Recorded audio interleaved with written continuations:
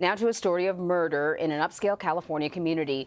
It's led to a manhunt, and police are asking for the public to help. In October of 2012, millionaire businessman Peter Chadwick and his wife, QC, vanished in the middle of the day from their posh family home in Newport Beach. And as Tracy Smith reports, for 48 hours, police found disturbing clues inside that house. After Peter and QC Chadwick went missing, the first sign of trouble was found in their Newport Beach home. Sergeant Ryan Peters and Lieutenant Brian Moore worked the case. In the master bathroom, they initially saw the broken glass. We had blood at the bottom of the bathtub. Hours ticked by with no sign of the couple until early the next morning when Peter Chadwick showed up in a gas station near the Mexican border, 100 miles away from his home, and called 911 to say that his wife, QC, had been murdered. 911 emergency, this is Crystal. Yeah, my wife's dead. And this was a huge break. This was huge. They took her. Who took her? Juan. Chadwick claimed that he took a house painter named Juan, no last name given, to his home, and Juan attacked his wife, drowning her in their bathtub. He then threatened Chadwick with a 2-inch pocket knife. And Juan orders Peter to help him get QC's body out of the tub. With Juan at his side, Chadwick claimed he was forced to drive all through the night with his wife's body in the back of his SUV.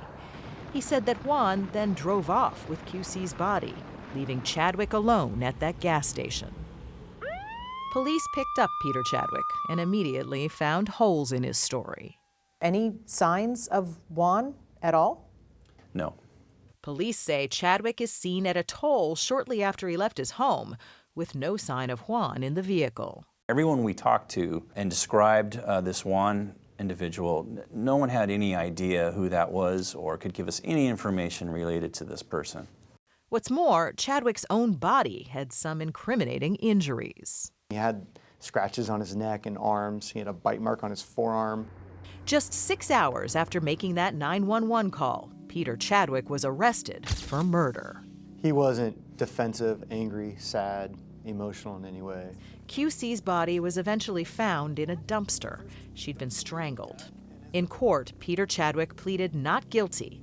He was granted $1 million bail. No problem for the multimillionaire businessman. So as you're looking down the road, you're thinking Peter Chadwick is going to end up where? In prison.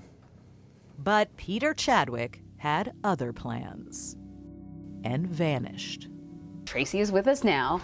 Where is he? Are there breadcrumbs? Do we have some sense of what direction he headed off in? That's the big question. And the truth is, no, we don't really have a sense. I mean, the U.S. Marshals are on the case and they've pursued leads in Japan, Mexico, Ukraine, but he could be anywhere. He drained his bank accounts of close to $1 million. That can take you anywhere in the world. Yeah, that definitely can. I mean, I look at the pictures in your, I mean, they look happy there. Right. You know, like this looks like a couple that's doing just fine. Right, and friends said, you know, it seemed like everything was pretty idyllic. There was some sense that maybe there were some control issues, but nothing concrete. But investigators did find this list in what looked like QC's handwriting, saying, you know, Peter's computer search history, and it had things on it like escort services, divorce, how to torture someone. So clearly there was something else going on. So what is going on with the case now?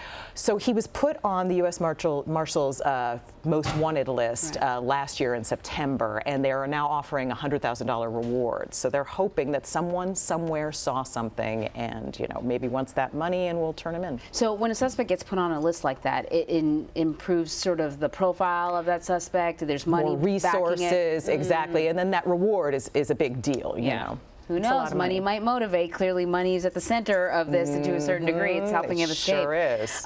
Tracy, thank you so much. Thank you, Emery. And you can watch Tracy Smith's 48 Hours report, #Find Peter Chadwick, tomorrow night at 10, 9 Central, only on CBS.